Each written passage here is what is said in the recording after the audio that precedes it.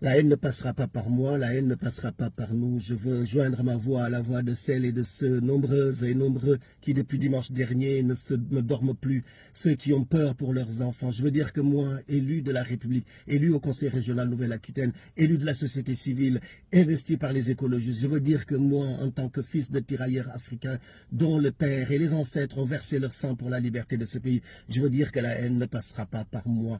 Il nous faut absolument comprendre l'aberration que représente le fait de soutenir de manière active ou passive l'extrême droite. L'extrême droite, son idéologie, mais aussi par essence, nie tout ce que l'humanité peut avoir comme principe, comme rectitude et comme décence. Elle menace, et nous le savons, les fondements de l'état de droit, de la République et de la démocratie.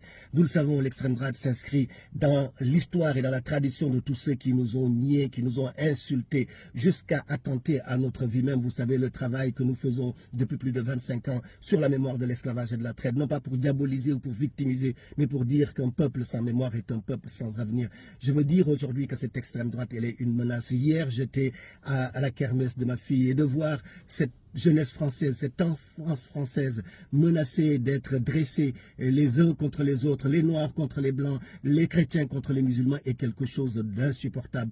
Nous devons nous dresser et chacun et chacune d'entre nous a cette responsabilité de dire à haute et intelligible voix que nous ne laisserons pas la haine passer et qu'il nous faut absolument soutenir ce nouveau front populaire, cette espérance qui se lève. Il faut le faire d'abord par réalisme parce que ce groupe, ce front de gauche est aujourd'hui le front qui a le plus soutenu véritablement la diversité, la liberté, l'égalité.